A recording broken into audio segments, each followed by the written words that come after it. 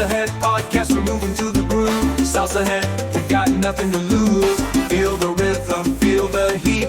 Join the dance, move your feet. Artists bringing fire, bands lighting up the night. Dímelo Salsa Heads, and welcome back to another episode of the Salsa Head Podcast. I'm your host, Charlie Swing, and this is episode 5, y'all. This is awesome. I'm loving this project. This is something that I have a lot of love for, and I'm loving all of the energy that I'm getting from all of you guys. Thank you for all of you who have reached out. I really appreciate it. Thank you for all of you who already talked to me about doing interviews. I can't wait for those to come up on the pod, and I'm just so proud of this project, and I'm happy that we're getting it rock and rolling, right? As always, please like, share, subscribe, share with a friend, check out the merch store, check out the website. The more support we get, the more we can grow, and the better content we can create for you guys. This is all about creating good content, and as we get bigger and get more opportunity, we'll be able to do a lot bigger things, which is something I hope to do for you guys in the future. But for now, we're going to keep it going. And today, I mentioned last week, I was going to talk about the struggle of being a musician, right? Because we talk a lot about salsa and salsa music. What's your favorite band? What's your favorite this? What's your favorite that? But we don't talk enough about the musicians and the musician's life, right? What musicians go through, right? Like, what is the struggle? And it is a struggle. Back in college, when we were younger, my cousin Willie, who's now the heading up the charge for the International Salsa Museum, he held a radio show from Brooklyn College called The Struggling Musician, which is exactly what still is going on, right? We are the struggling musicians, the struggling artists. I believe that's what it was, the struggling artists. And the struggle can be very real for those who are in the arts. First, let's talk about the classic NYC struggle for a lot of musicians, which is transportation. Picture this. Myself, a drummer. I'm at a gig in Brooklyn, but I live uptown. So I have to lug a whole drum set towards the train station. And forget about that. Let me even bring it back. Getting drums that are small enough, right? Getting drums that are small enough to travel with and sound good is challenge number one. Challenge number one, understanding that I don't have the infrastructure to travel. So that becomes its own struggle itself, trying to get equipment that will produce good music, but is easy to travel with. I can take it anywhere. Then let's talk about having to deal with this under the rush hour times where it's just crowds everywhere. There is no worse feeling than rushing into a show, worrying about your equipment, worrying about what do you have, what you don't have. You're sweating. There's nothing more you want to worry about rather than actually performing or doing your art. But this is the everyday reality for many artists.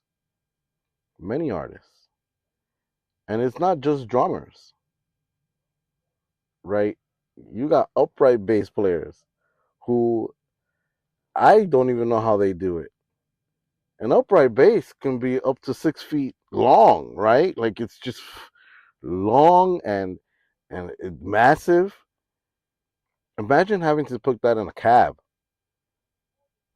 It's almost impossible. It is a struggle to get any sort of reliable transportation if you don't have your own reliable transportation. And this becomes a big barrier for a lot of musicians. A lot of musicians who are badass at what they do, but it becomes too much of a burden to have to take congas or bass, even saxophones to a performance, to a gig, to go work. and it becomes very hard. You don't want to damage your instrument. You don't want to be late because certain forms of transportation take longer than others. Not always can you afford a cab or even get a cab, as I mentioned, with certain instruments.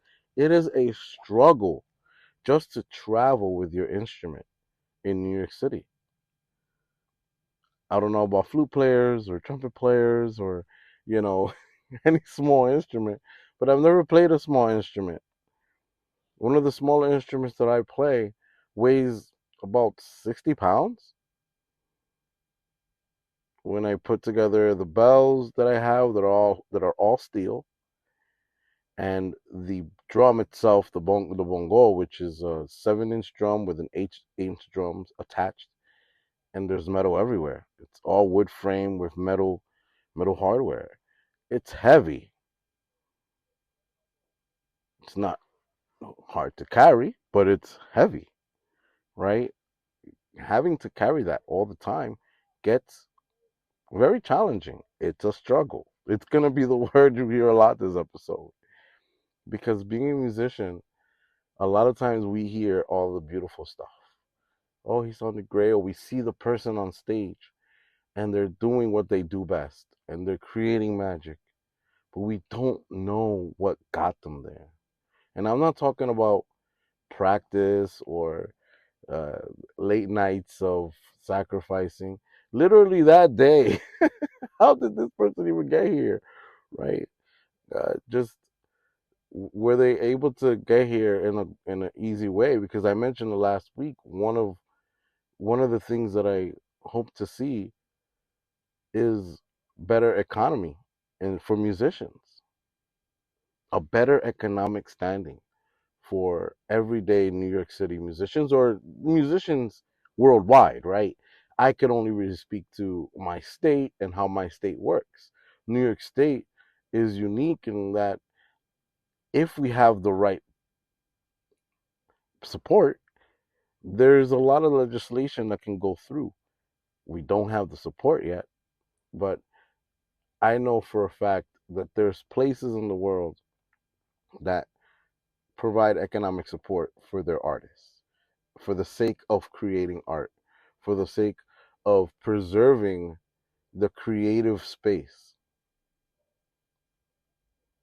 for nothing more than to be able to say our country values art.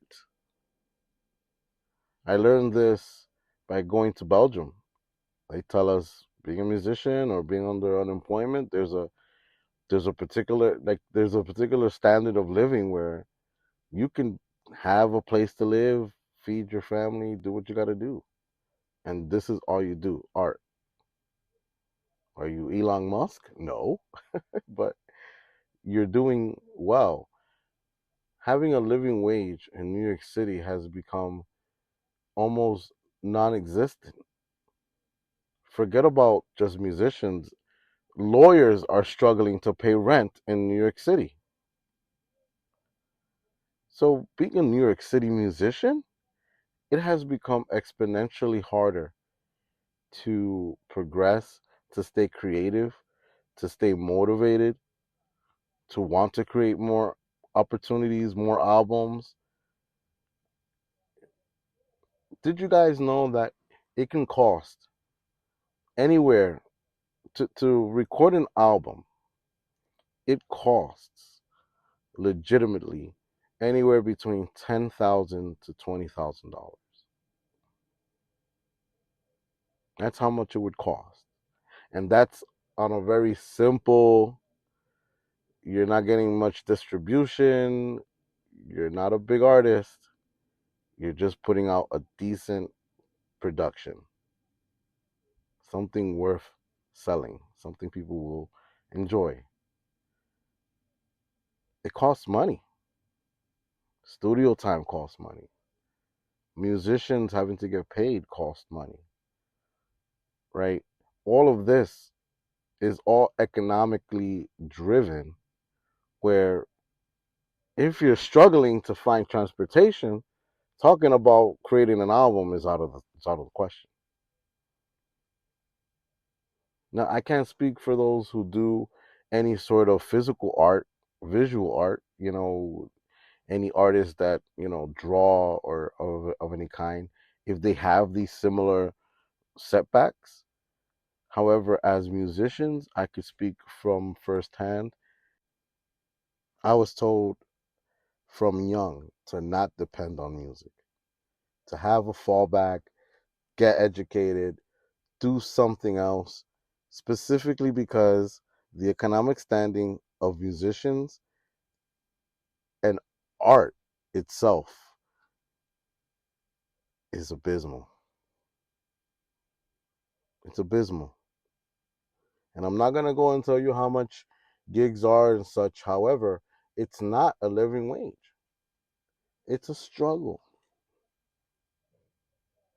It's a struggle. Now you're that drummer, right? And you're in the Bronx. I started out. You live whether you're in Brooklyn and you live uptown and you have all these drums, and now you've had a kick-ass performance. You're exhausted. You got to get on that train, get all that equipment back home, and get upstairs. God forbid you live in a walk up. I had a friend who no longer lives in New York City, who he lived in a fourth floor walk up. So after gigs, we would have to lug. I would help him lug up the congas and timbales or whatever equipment we had. We would take them all upstairs. It's hard, and I'm not sitting here to complain, right? This is not a.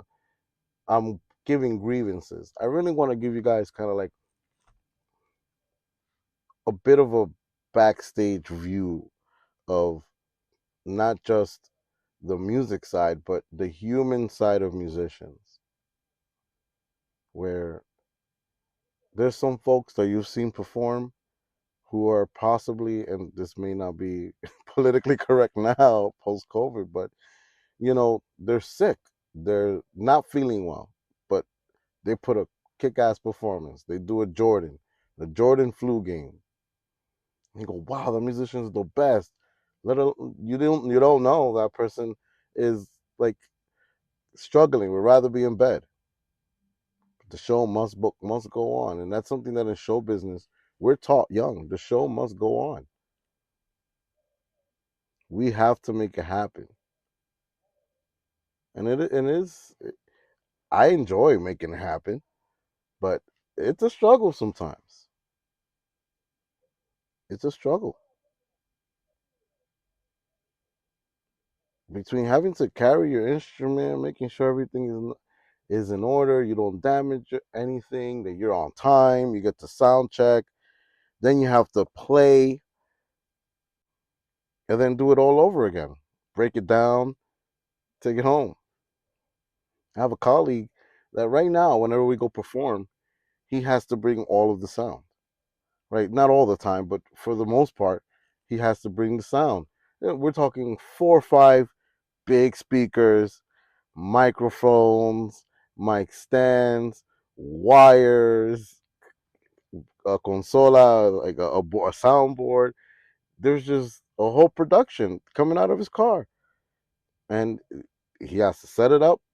We perform, and he has to break it down and go home. That is insane to me. I'm here complaining about a drum, right? There's folks out here who have to set up everything for a show and break it all back down and take it back home. It's not an easy life, right? All of this is done from a really loving place. We are obsessed. I'm obsessed with being a musician and being able to bring beautiful music to people. So I will do whatever it takes to make that happen. And this is something that I think most, if not all, musicians share. Yes, it's a struggle, but you will never see that if you only see us on stage. The people that see the struggle the most are the girlfriends, the boyfriends, the parents who are supportive of their children who they have to deal with the noise or getting home late all the time. Those musicians, especially male musicians, who are in relationships with people who are not musicians or not musically inclined. So they're not out performing. They don't know what it is to have to be at a rehearsal or go be at a gig at a certain time or whatever the nuances are. You're with someone who's not a musician. It's a struggle. Dating becomes a struggle as a musician. First and foremost, you're always accused of doing something wrong in some way, shape, or form, especially if you're given reason for someone to think that, right? It makes it very easy to for jealousy to just be as nasty and as ugly as it can be. Oh, you meet girls at every gig, or I have female friends whom their male counterparts they they go to every performance like a bodyguard. They're not there to enjoy the show. They're there to be a bodyguard for their girlfriend, who happens to be the lead singer or is the trumpet player or whatever the function she is doing. He's there to be her bodyguard, right? Like it's not rarely do you see it where they're there just to have a good time. There's always that layer of possessiveness of like, don't talk to my girl, or that's my boyfriend. You shouldn't be talking to them. Don't be asking for no autographs or whatever. It's like, I it gets touchy, especially if you're a popular musician, someone who is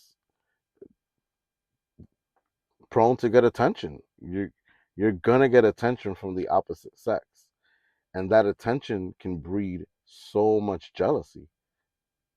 It's hard to balance, especially if you have someone who needs your ego to be built up in that manner. You're gonna be feeding into any fan service. So now having a mate becomes very challenging, or you have to be very selective because you have to find someone who's going to understand that you are an artist. You're not just playing to play. This is a job, this is a function, this is serious, but I have a lot of fun. I've had that be an issue in relationships all the time. I'm going out to have fun. That's the perception. Because I am having fun, yes. And when I go sadera to play, but I'm at work. It's just my job is fun, right? Being a musician is fun. Performing is a fun act.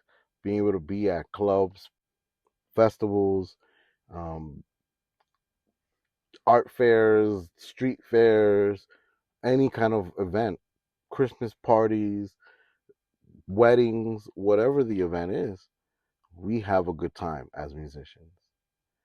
And if you have a mate whom sees that as a negative, because that's what happens in relationships at times, it gets to become a struggle.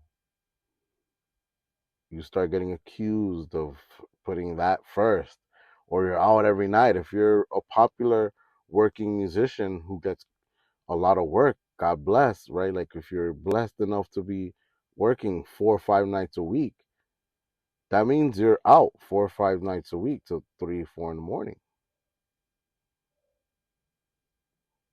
That doesn't mean I'm out doing tomfoolery, but to the average person who does not understand what's happening, and they just see it a club as a club is a club, you're just going clubbing 4 or 5 times a week. And they don't really connect the work aspect of the play. And that's a really interesting struggle. I'm sure a lot of you are right now dealing with something like that where you love someone, they love you, but you're a musician and that always comes first, right? Especially if you're making money and you're performing and you're traveling. Oh, and That's a whole other struggle. I remember getting into a relationship, and a month later, I was in Europe for a month or two. Like, I just got into a relationship. She had to trust that even though I was in another country, it wasn't just gonna end. It's a struggle, especially when you're doing so much. It could also be a struggle if you're not doing anything at all, too. You're a struggling musician in the sense that you have all the instruments, you spent all the money, you have all the equipment, but the phone's not ringing. You're not performing. You're not in a band yet, or your band isn't performing as often as you would like it to do. So now you have a mate saying you're wasting your time with that. They're telling you they're wasting your time with that hobby you have of music, because that's the way they see it. It's a very interesting dynamic. I don't advocate for only date musicians if you're a musician. That doesn't make sense. But a solution to this is to just be honest, right? Don't promise someone you're going to give them all the time in the world when you know Mondays and Wednesdays you're at rehearsal till 11, 12 o'clock. Thursdays and Fridays are usually at some performance. You should let them know you're going to miss certain events. You don't control when a performance will be all the time. 9 times out of 10, there's always something else happening in my personal life during gig nights. It's someone's birthday, it's some family function, it's a holiday, it's a national holiday, whether it's Christmas, New Year's, Valentine's Day, you name it, somebody's performing.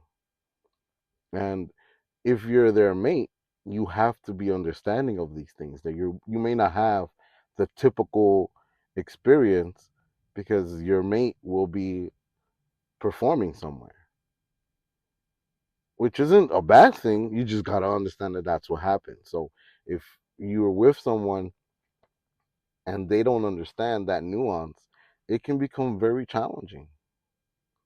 Relationships are hard as they're really hard already. And then you add that layer of the unpredictability of being a musician, where we don't dictate anything of the future. It's very delicate, and you got to be able to communicate effectively.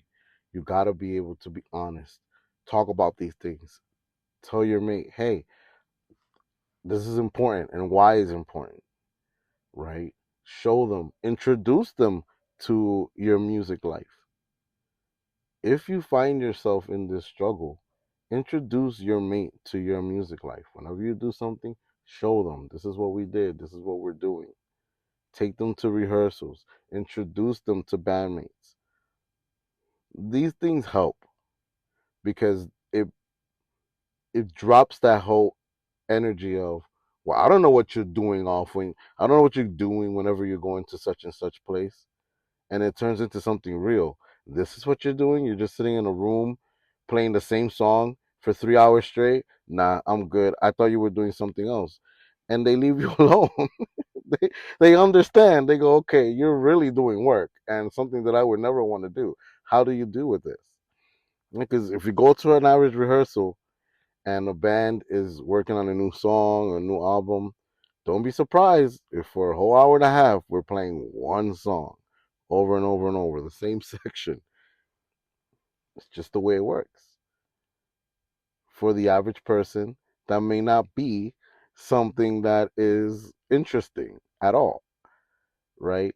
But it kills that misconception of you're off just having fun with your boys, or you're off just doing whatever with those guys. Meanwhile, me, your boyfriend, quote unquote, is over here waiting for you to finish whatever it is you're doing.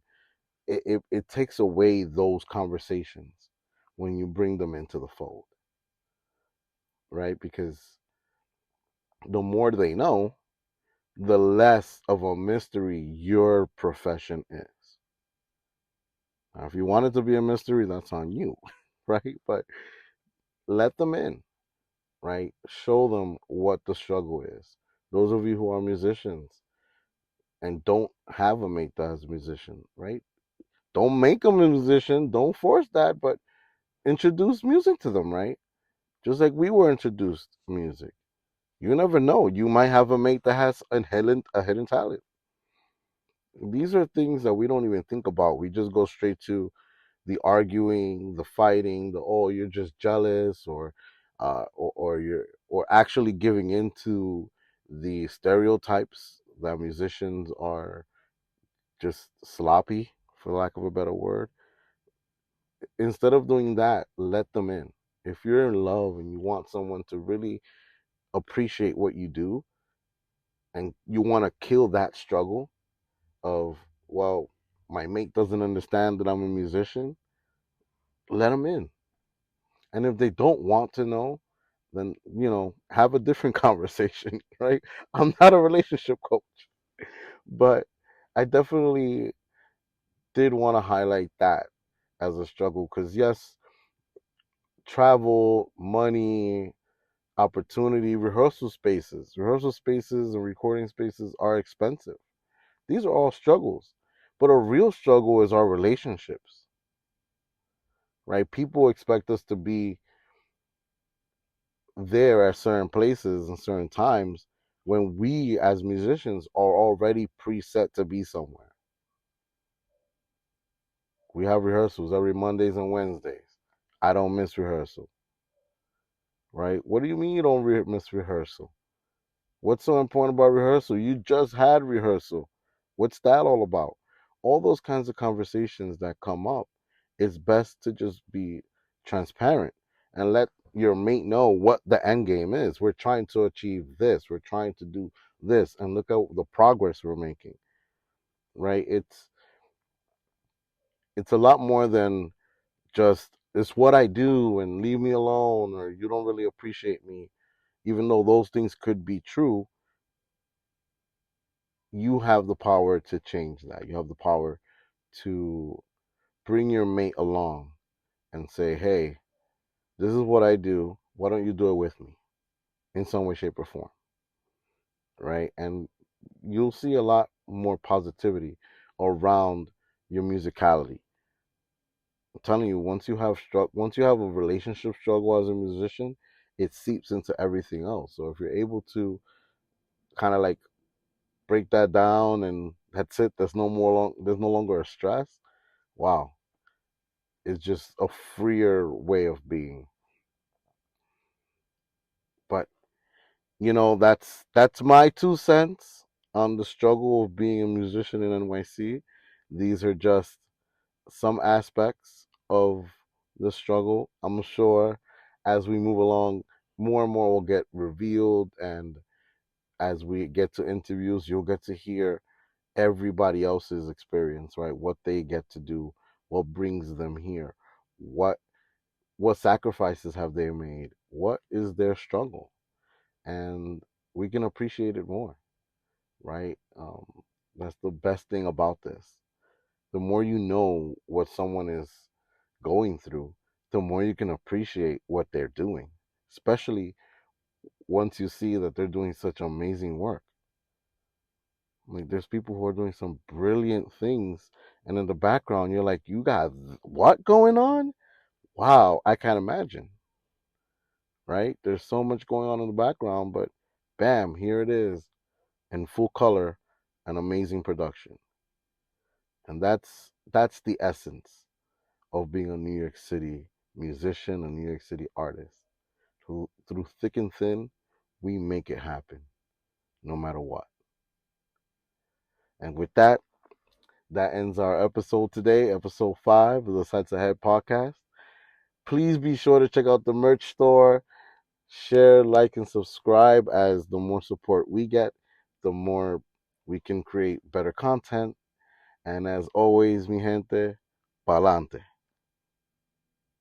Salsa Head Podcast where the passion never ends. Salsa Head dancing with our friends. Feel the rhythm, feel the heat. Salsa Head, let's move to the beat. Oh!